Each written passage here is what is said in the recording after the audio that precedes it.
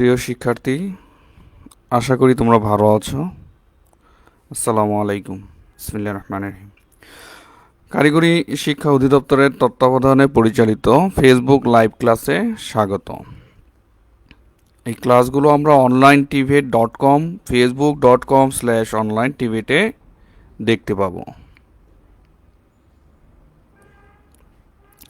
Class পরিচালনায় আমি Mohammad Shahnewaz, junior instructor tech RSC, Narsingdi polytechnic institute, Narsingdi.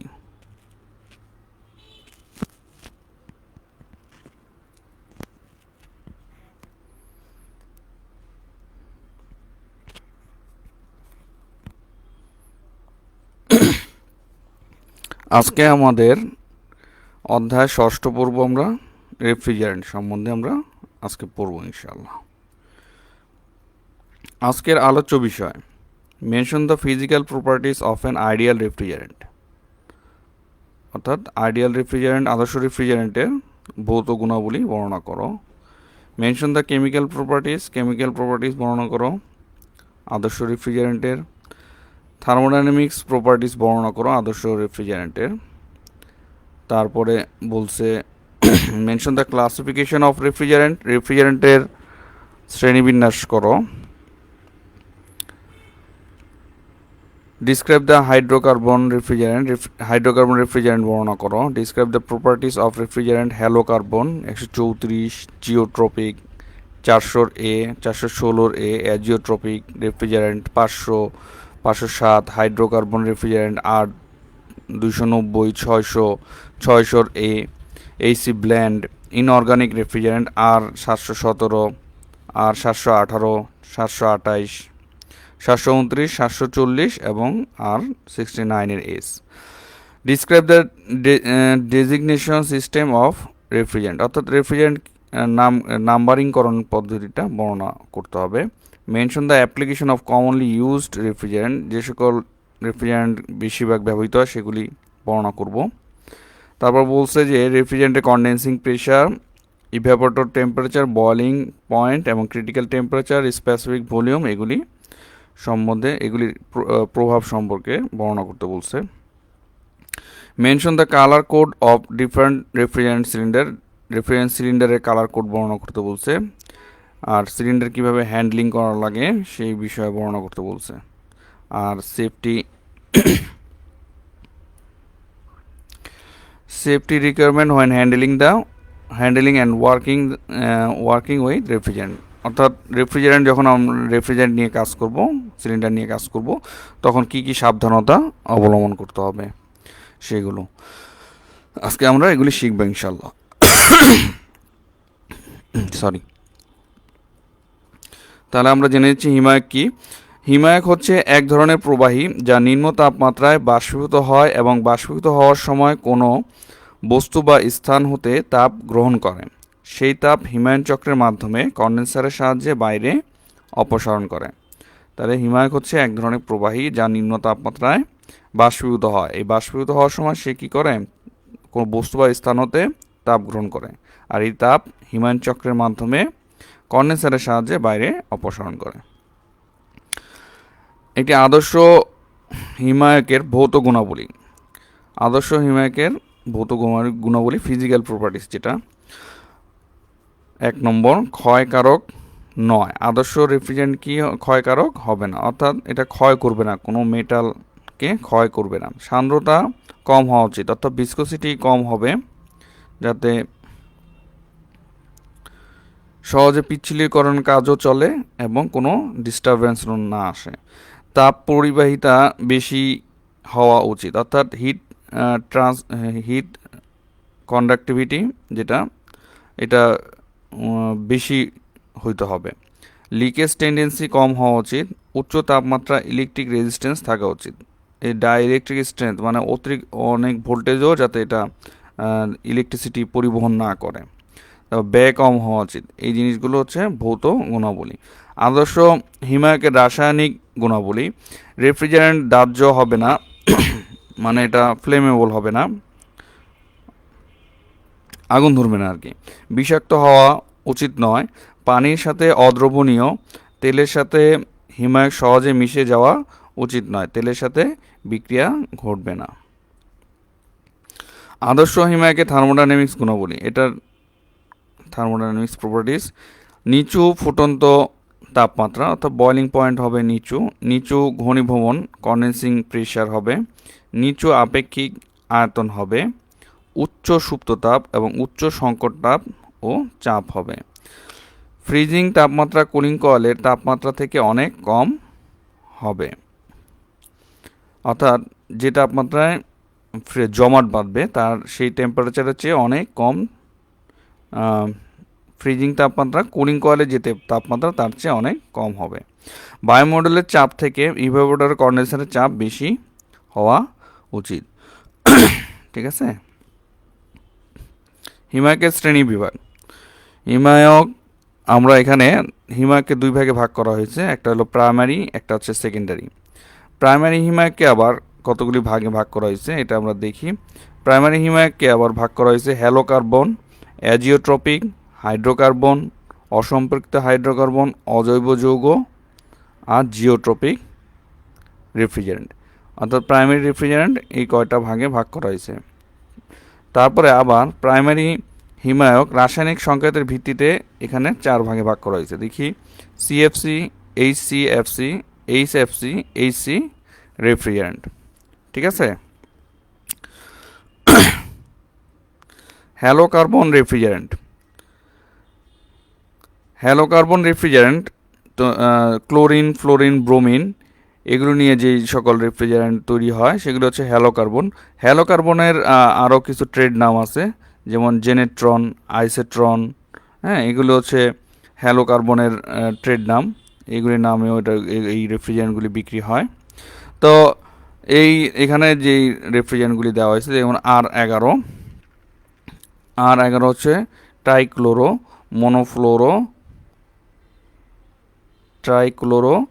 মোনোফ্লোরো methane. হ্যাঁ,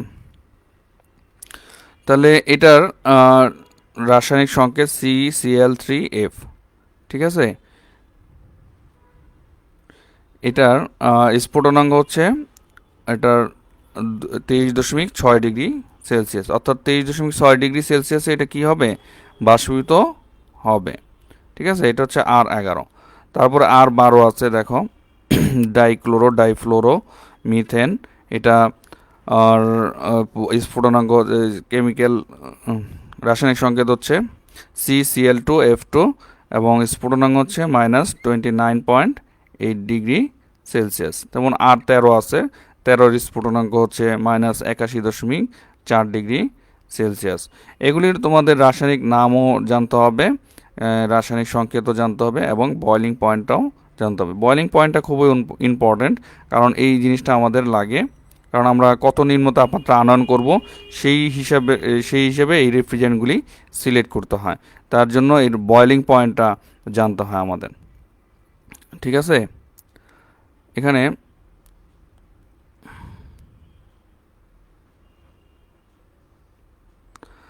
R113টা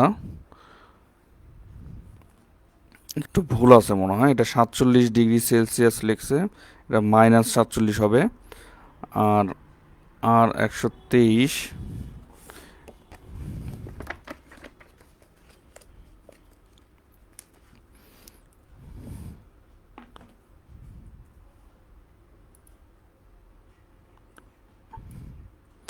এটা তোমরা একটু দেখে নিবা। ঠিক আছে। আর 134-এর রেফ্রিজারেন্ট যেটা, সেটার বয়লিং পয়েন্ট হচ্ছে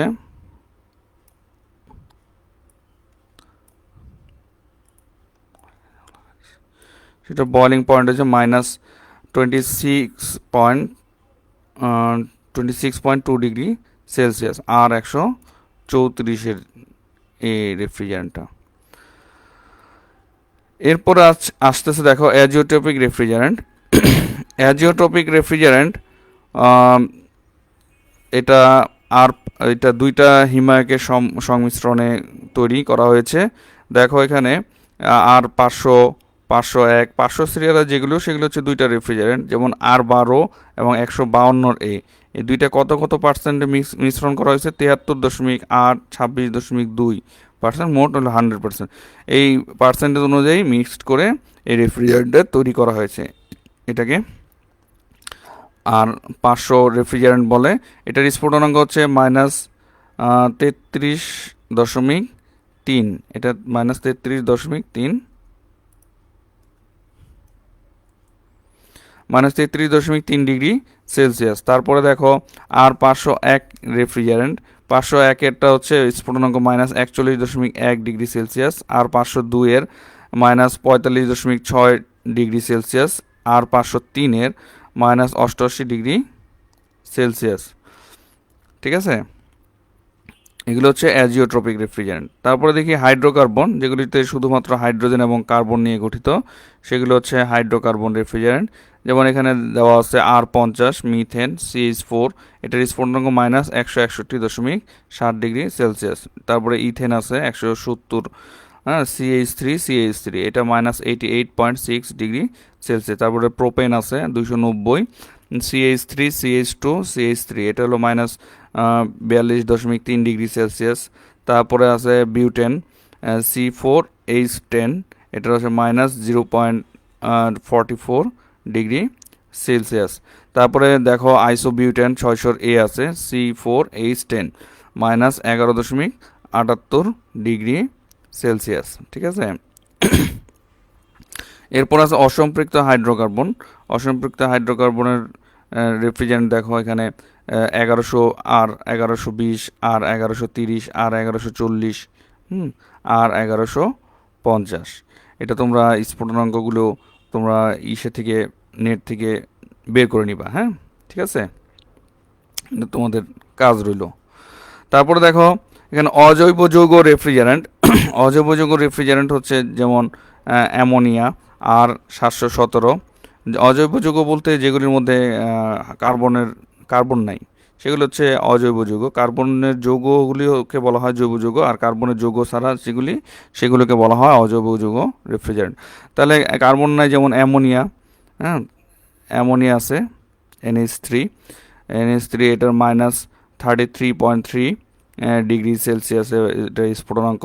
তারপর পানি আছে 718 H2O, এটা 100 ডিগ্রি সেলসিয়াস স্ফুটনাঙ্ক। তারপরে বায়ু আছে, বায়ু তো অনেকগুলি পদার্থ দ্বারা গঠিত, যেমন নাইট্রোজেন, অক্সিজেন, কার্বন ডাইঅক্সাইড, আরও কিছু গ্যাসীয় পদার্থ আছে, এগুলির মিশ্রণ। তো এটার স্ফুটনাঙ্ক হচ্ছে -194.2 ডিগ্রি সেলসিয়াস। তারপরে দেখো আর 744, যেটা কার্বন ডাইঅক্সাইডের -78.56 ডিগ্রি সেলসিয়াস। তারপরে দেখো সালফার ডাইঅক্সাইড 764, সালফার ডাইঅক্সাইডের এটা -10 ডিগ্রি সেলসিয়াস, SO2। হ্যাঁ, এগুলো হচ্ছে অজৈব যৌগ রেফ্রিজারেন্ট। তারপরে জিওট্রপিক রেফ্রিজারেন্ট আছে। দেখো জিওট্রপিক রেফ্রিজারেন্ট আবার 3টা রেফ্রিজারেন্টের সংমিশ্রণ, এবং 3টা রেফ্রিজারেন্ট কত কত অনুপাতে মিশ্রিত হবে এখানে দেওয়া আছে।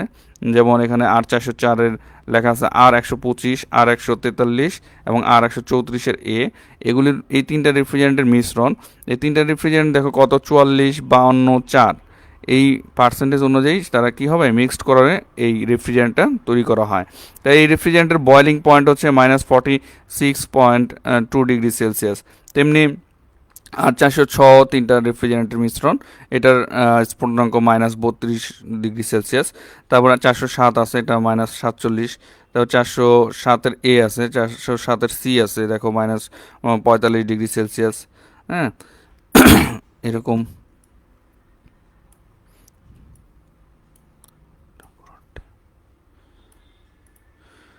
তারপরে 410-এর আছে, যেমন -51 ডিগ্রি সেলসিয়াস। হ্যাঁ, এগুলিও 3টা রেফ্রিজারেন্টের মিশ্রণ। তারপরে দেখি CFC রেফ্রিজারেন্ট। CFC রেফ্রিজারেন্ট তোমরা জানো, সিতে ফ্লোরো কার্বন, ফ্লোরিন, কার্বন, এই 3টা সমন্বয় যে রেফ্রিজারেন্টগুলি সেগুলো হচ্ছে ক্লোরোফ্লোরো কার্বন রেফ্রিজারেন্ট। যেমন R11, হ্যাঁ, R11-এর এখানে লাইফ টাইম দেওয়া হয়েছে। এটা আমাদের বায়ুমণ্ডলে কত সময় স্থায়িত্ব থাকে, মানে কত সময় ভরে এটা কাজ করে। এই যে ODP, ওজন depletion potential, global warming potential, এগুলি দেওয়া হয়েছে। R11-এর ODP 1 ধরা হয়, এই 1 ধরেই সবগুলোর ODP হিসাব করা হয়, ওজন ডিপ্লেশন পটেনশিয়াল। ঠিক আছে, ওজোন স্তরে কতটুকু ক্ষয় করে, বায়ুমণ্ডলে যে ওজনটা ও সেটাকে কতটুকু ক্ষয় করে সেটার এই R11টা ধরেই হিসাব করা হয়। তারপর GWP গ্লোবাল ওয়ার্মিং পটেনশিয়াল, অর্থাৎ গ্লোবাল ওয়ার্ম মানে এই মহাবিশ্বটাকে কতটুকু গরম করে সেটার হিসাবটা করা হয় GWP দ্বারা। এই GWPটা স্ট্যান্ডার্ড ধরা হয় কার্বন ডাইঅক্সাইডকে 1 ধরে তারপরে বাকিগুলো হিসাব করা হয়। ঠিক আছে, আর ODP ওটা 1টা হচ্ছে সর্বোচ্চ, 1টাই সর্বোচ্চ, তারপরে এর চেয়ে যেগুলি কম সেগুলো ওই যে পয়েন্ট আকারে প্রকাশ করা হয়। ঠিক আছে, তাহলে এই যে R11 রেফ্রিজারেন্টের কথা বলা আছে, CFC রেফ্রিজারেন্ট, R12 তাহলে CFC রেফ্রিজারেন্ট, R13 একটা CFC রেফ্রিজারেন্ট, R113 এটাও একটা CFC রেফ্রিজারেন্ট, তাহলে R115 এগুলি CFC রেফ্রিজারেন্টের গ্লোবাল ওয়ার্মিং পটেনশিয়ালও বেশি, আবার ODPও বেশি। এগুলো বায়ুমণ্ডলটাকে ক্ষতি করে আর কি, নষ্ট করে ফেলে। তারপর এই CFC হাইড্রোক্লোরোফ্লোরোকার্বনেরও এখানে দেখো ODP এবং GWP দেওয়া আছে, লাইফ টাইম দেওয়া আছে, এটা বায়ুমণ্ডলে কত সময় কত বছর এটা স্টে করে। তাহলে এখানে দেখো R21 রেফ্রিজারেন্ট ড্রাইক্লোরোফ্লোরো মিথেন, হ্যাঁ, CHFCl2। তো এখানে এটা 1.7 ইয়ার মানে এক বছর 7 মাস এরকম স্টে করে। এখানে দেখো ODP এটার কম আছে, একের চেয়ে অনেক কম, 0.04। আর GWP আবার বেশি, 148, অর্থাৎ কার্বন ডাইঅক্সাইড যে পরিমাণ গরম করবে তার চেয়ে 148 গুণ বেশি গরম করবে কে, এই R21 রেফ্রিজারেন্ট। ঠিক আছে, এটা তারপর দেখো R22 রেফ্রিজারেন্টেরও দেওয়া আছে, R141 রেফ্রিজারেন্টেরও দেওয়া আছে, R123 রেফ্রিজারেন্ট, R124 রেফ্রিজারেন্টেরও এই মানগুলি দেওয়া আছে, ওজোন ডিপ্লেশন পটেনশিয়াল এবং গ্লোবাল ওয়ার্মিং পটেনশিয়াল দেওয়া আছে। তারপর দেখো এই CFC রেফ্রিজারেন্ট হাইড্রোফ্লোরোকার্বন রেফ্রিজারেন্ট হচ্ছে R23, R32, R41, R125, R134 এগুলোর দেখো ODP ওজোন ডিপ্লেশন পটেনশিয়াল নাই, কিন্তু এটা বায়ুমণ্ডলে স্থায়িত্ব হচ্ছে 270 বছর। তারপরে এখানে দেখো 32 বলছে 4.9 বছর, তারপরে 41 বলছে 2.4 বছর। হ্যাঁ, তারপরে এখানে দেখো ODP নাই এগুলির, তাহলে এগুলি এই CFC রেফ্রিজারেন্টগুলি ভালো, কিন্তু এগুলি আবার গ্লোবাল ওয়ার্মিং পটেনশিয়াল আবার বেশি, এগুলি আবার বায়ুমণ্ডলের তাপমাত্রা বৃদ্ধিতে এটা সহায়তা করে। ঠিক আছে, তাপমাত্রা বৃদ্ধি করে। তারপর দেখো AC রেফ্রিজারেন্ট হাইড্রোকার্বন রেফ্রিজারেন্ট যেমন 170 প্রোপেন, হ্যাঁ, এগুলোর ODP লেস দেন 0 আর কি। তারপরে দেখো এখানে GWP আছে, গ্লোবাল ওয়ার্মিং পটেনশিয়াল দেওয়া আছে, প্রোপেনের দেওয়া আছে, ইথেনের দেওয়া আছে। তারপরে এই যে 436 রেফ্রিজারেন্ট। তারপরে দেখো R441 এই রেফ্রিজারেন্টেরও দেওয়া আছে। ঠিক আছে, AC রেফ্রিজারেন্ট হাইড্রোকার্বন রেফ্রিজারেন্ট হচ্ছে হাইড্রোজেন এবং কার্বনের সমন্বয়ে যে রেফ্রিজারেন্টগুলি, যেমন R510, তারপর R600 এগুলো হচ্ছে হাইড্রোকার্বন রেফ্রিজারেন্ট।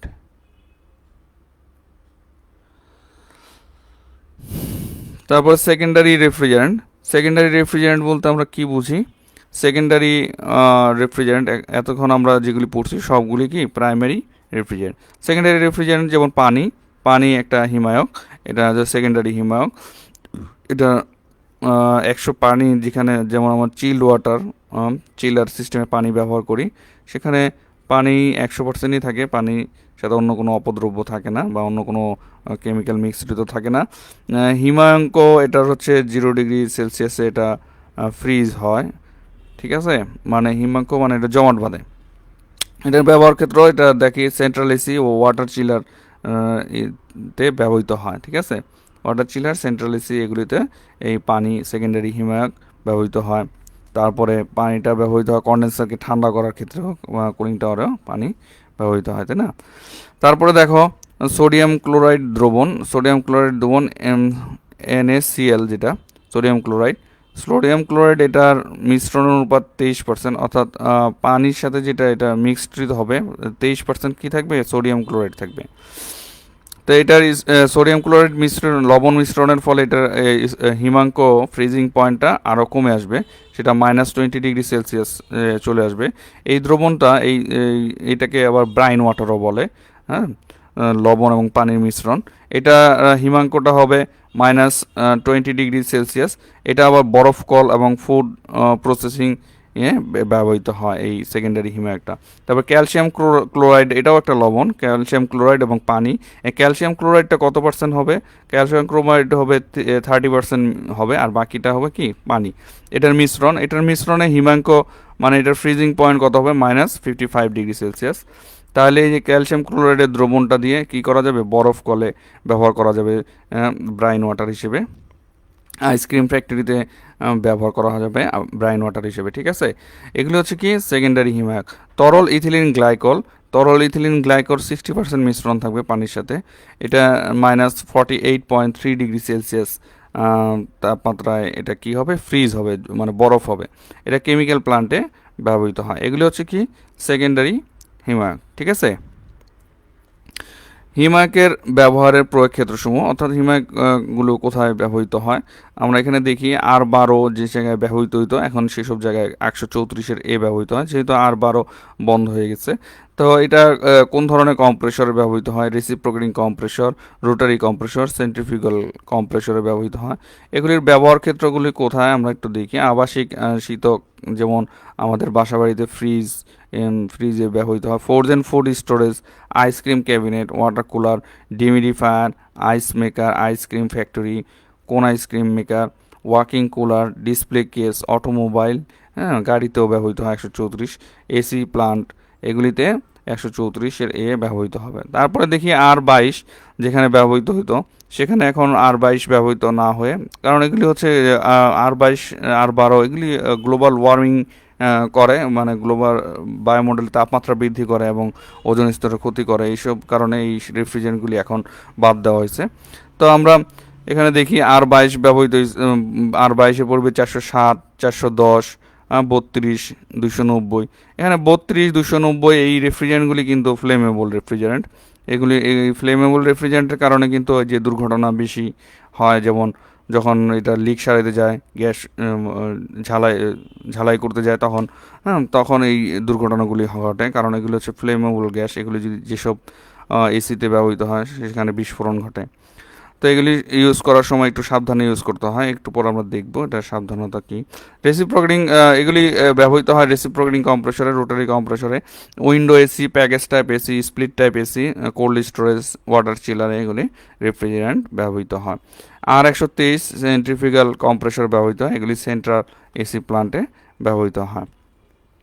তারপরে R502 রেফ্রিজারেন্ট, এর পরিবর্তে এখন 404, 407, 190, হ্যাঁ, 170, 290 এগুলি ব্যবহৃত হয়। তারপর 290 ব্যবহৃত হয়, ঠিক আছে। এখানে এগুলি রেফ্রিজারেন্ট রেসিপ্রোকেটিং কম্প্রেসরে ব্যবহৃত হয়। তারপর হিমাগার, plate freezer, contact freezer, dairy freezer, এগুলিতে এই 502 পরিবর্তে এখন 404, 407, তারপর 170 এবং 290 মিশ্রণ যে রেফ্রিজারেন্টটা, সেই রেফ্রিজারেন্ট। তারপর 290 রেফ্রিজারেন্ট প্রোপেন সেটা ব্যবহৃত হয়। তারপরে দেখো R717 অ্যামোনিয়া, যেটা রেসিপ্রোকেটিং কম্প্রেসরে ব্যবহৃত হয়। এটা আইস প্লান্টে, কোল্ড স্টোরেজে, ফিশ ফ্রিজিং প্লান্টে ব্যবহৃত হয়। তারপরে দেখো যে 600 আইসোবিউটেন তারপর এসি ব্ল্যান্ড রেফ্রিজারেন্ট, হ্যাঁ, এসি ব্ল্যান্ড, এটা দেখো রেসিপ্রোকেটিং রোটারি কম্প্রেসরে ব্যবহৃত হয়। আবাসিক ফ্রিজার এবং বেভারেজ কুলারে ব্যবহৃত হয় 600, ঠিক আছে। তারপর আমরা দেখি ঘনীভবন চাপ, বাষ্পীভবন চাপ, তাপমাত্রা, বয়লিং পয়েন্ট, ক্রিটিক্যাল পয়েন্ট এবং আপেক্ষিক তাপমাত্রা রেফ্রিজারেশন সাইকেলের উপর কী প্রভাব ফেলে। ঘনীভবন চাপ, কন্ডেন্সারের চাপ যত কম হবে এনার্জি খরচ তত কম হবে, তাহলে কোএফিসিয়েন্ট অফ পারফরমেন্স বৃদ্ধি পাবে। তাহলে ঘনীভবন চাপ যত কম হবে তত ভালো। তারপর বাষ্পীভবন তাপমাত্রা দেখি। বাষ্পীভবন, নির্দিষ্ট ঘনীভবন তাপমাত্রার সাথে যদি বাষ্পীভবন তাপমাত্রা বাড়ানো হয় তাহলে রেফ্রিজারেটিং ইফেক্ট বৃদ্ধি পায়। তাহলে বাষ্পীভবন তাপমাত্রা যদি বাড়ে তাহলে রেফ্রিজারেটিং ইফেক্ট বৃদ্ধি পায়। বাষ্পীভবন তাপমাত্রা কমানো হলে রেফ্রিজারেটিং ইফেক্ট তাহলে হ্রাস পাবে। আবার যদি ঘনীভবন তাপমাত্রা বৃদ্ধি পায় তাহলে রেফ্রিজারেটিং ইফেক্ট কমে যায়। তারপরে দেখি বয়লিং পয়েন্ট। কোনো হিমায়ক প্ল্যান্টে যে নিম্ন তাপমাত্রার প্রয়োজন সেই অনুযায়ী অর্থাৎ হিমায়কের বয়লিং পয়েন্ট অনুযায়ী হিমায়ক সিলেকশন করতে হয়, সেই জন্য এটা বয়লিং পয়েন্টটাও ইম্পর্ট্যান্ট। ঠিক আছে। সংকট তাপমাত্রা বৃদ্ধির সাথে সাথে হিমায়কের আয়তনিক রেফ্রিজারেটিং ধারণ ক্ষমতা কমে যায়। এটা নির্ভর করে নির্দিষ্ট বাষ্পীভবন তাপমাত্রা বাষ্পীয় ঘনত্বের উপর। ঠিক আছে। তাহলে সংকট তাপ বৃদ্ধির সাথে সাথে হিমায়কের আয়তনিক রেফ্রিজারেটিং ধারণ ক্ষমতা কি হয়, কমে যায়। তাহলে আপেক্ষিক আয়তন কি হয়, আপেক্ষিক আয়তন হিমায়কের চাপের উপর প্রভাব ফেলে, অর্থাৎ কম্প্রেসর ক্ষমতার উপর প্রভাব ফেলে। বাষ্পীভবন ঘনত্ব যত কম হবে ইভাপোরেটর প্রেসার ড্রপ তত বাড়বে। কম্প্রেসরের জন্য সাকশন ঘনত্ব যদি কমে যায় তাহলে মাস ফ্লো রেট কমে যায় এবং কুলিং ক্যাপাসিটিও কমে যায়। তাহলে স্পেসিফিক ভলিউমটা কি ইফেক্ট ফেলে এটা এখানে বলা হয়েছে। তারপরে দেখি রেফ্রিজারেন্টের কালার কোড। রেফ্রিজারেন্ট সিলিন্ডারের যে কালার কোড, সিলিন্ডারের প্রত্যেকটা রেফ্রিজারেন্টের আলাদা আলাদা কালারের কোড আছে, কালারে দিয়ে ইন্ডিকেট করে যে এই কালারের রেফ্রিজারেন্ট হচ্ছে এইটা। যেমন এখানে দেখো, এখানে 134-এর এ যে রেফ্রিজারেন্ট, এটা আকাশি নীল। এটা দেখো এই 134-এর এ যে সিলিন্ডারটা, এটা কীরকম, এটার কালার R22 কালার, যেমন সবুজ R22 কালার, এটার কালারটার সাথে এটার কালার ডিফারেন্স আছে। আবার দেখো 404, এটা আবার ডিফারেন্স আছে, তাই না, তা মেরুন কালারের। তারপরে দেখো 410 সিলিন্ডারটাও একটু ডিফারেন্ট। তাই এখানে সিএফসি রেফ্রিজারেন্টের কালারগুলি দেওয়া হয়েছে, আবার এই সিএফসি রেফ্রিজারেন্টের কালারগুলি দেওয়া হয়েছে, তারপর এই সিএফসি রেফ্রিজারেন্টের কালারগুলি দেওয়া হয়েছে। তো এই কালার দেখে আমরা ওই সিলিন্ডারের কালার দেখে বলে দিতে পারবো যে ওই রেফ্রিজারেন্টটা কী রেফ্রিজারেন্ট। ঠিক আছে। এই জন্য এই কালার কোডটা আমাদের চেনা দরকার এবং জানা দরকার। যেমন R11, এই যে এখানে মেরুন কালার দেখো। তারপরে দেখো R12 সাদা, R13, তারপরে এই যে দেখো 500 আর হলুদ কালারের, তারপর R113, এগুলি হচ্ছে বেগুনি কালারের, তাই না। তো এই কালার কোডগুলো আমরা শিখবো ইনশাল্লাহ। ঠিক আছে। কালার কোড শিখলে কি হবে, আমাদের সিলিন্ডারের কালার দেখে আমরা সিলিন্ডারটা বলে দিতে পারবো এটার মধ্যে কোন রেফ্রিজারেন্ট আছে। মোস্ট কমন ইউজ যেগুলি হয় এগুলি তোমরা একটু বেশি করে শিখবা, তাহলে তোমাদের জন্য ভালো হবে। যেগুলি বেশি বেশি ব্যবহৃত হয় সেগুলো রেফ্রিজারেন্টের কালারগুলি জেনে রাখা ভালো। যেমন R12 এখন ব্যবহৃত হচ্ছে না, তাহলে এগুলি এখন ওইরকমভাবে দরকার নেই। তারপরেও জেনে রাখা ভালো, জানার জন্য সবগুলি পড়তে হবে। ঠিক আছে। তো রেফ্রিজারেন্ট এবং কালার কোড দেখি আমরা। রেফ্রিজারেন্ট এখানে R11 বলছে কমলা কালারের, তারপরে R12 বলছে সাদা কালারের, তারপর R22 বলছে সবুজ, হালকা সবুজ, R134-এর হালকা আকাশি নীল, R113 বলছে বেগুনি কালারের, তারপর R500 হলুদ, R413-এর গাঢ় নীল, তারপরে R410-এর গোলাপি, R407-এর লাইম সবুজ, তারপর 404-এর নামকরণ ঠিক আছে। হিমায়কের নামকরণ পদ্ধতি, হ্যাঁ, কিছু কিছু হিমায়কের যেমন নাম্বার কি হ্যালো কার্বন গ্রুপের যে সকল রেফ্রিজারেন্ট আছে এগুলির নাম্বারিংগুলি দেখে বোঝা যাবে এটার মধ্যে কয়টা কার্বন, হাইড্রোজেন এবং ফ্লোরিন পরমাণু আছে। তো এগুলি আমরা একটু দেখি। সিএফসি এবং এই সিএফসি হিমায়কের বেলায় এই নাম্বারিংগুলি, যেমন এখানে একটা রেফ্রিজারেন্ট, এখানে এম বলতে কি বোঝাইছে, আর দিয়ে হিমায়ক বোঝাইছে, আর দিয়ে কি বোঝাইছে রেফ্রিজারেন্ট, এম দিয়ে বলছে কার্বন পরমাণুর সংখ্যা -1, অর্থাৎ কার্বন পরমাণুর সংখ্যা যদি 1 হয় তাহলে এই এম এর মান কত হবে, 0 হবে। আবার হাইড্রোজেন পরমাণুর সংখ্যা এন দ্বারা প্রকাশ করেছে, অর্থাৎ হাইড্রোজেন যদি একটা হয় তাহলে এন এর মান কত হবে, 2 হবে। হাইড্রোজেন যদি 2টা হয় তাহলে এন এর মান হবে কত, 3 হবে। আর পি এর মান দিয়ে বলছে ফ্লোরিন পরমাণুর সংখ্যা, এখানে কোনো প্লাস মাইনাস নাই, কিন্তু এই দুইটা জায়গায় প্লাস মাইনাস আছে, এই দুইটা একটু মনে রাখতে হবে। তোমরা দেখো এখানে CH ClF2 এই হিমায়কের নাম্বার, এখানে কার্বন আছে একটা, ক্লোরিন আছে একটা, হাইড্রোজেন আছে একটা, ফ্লোরিন আছে দুইটা। তাহলে এই হিমায়কের নাম্বার কত হবে? যেহেতু আর দিয়ে রেফ্রিজারেন্ট, কার্বন যেহেতু একটা আছে, তাহলে কার্বন এমটা হচ্ছে কি কার্বন, তাহলে এখানে 1 বসাইলাম, 1 মাইনাস 1 ইকুয়াল টু কী হবে? 0। তার মানে কার্বনের সংখ্যাটা 0। তারপরে এখানে বলছে হাইড্রোজেন পরমাণু সংখ্যা, এখানে হাইড্রোজেন কয়টা আছে? একটা। তাহলে হাইড্রোজেন এখানে এন এর মান হবে 1, 1 প্লাস 1, তাহলে হাইড্রোজেন কত হলো? 2 লেখা হলো।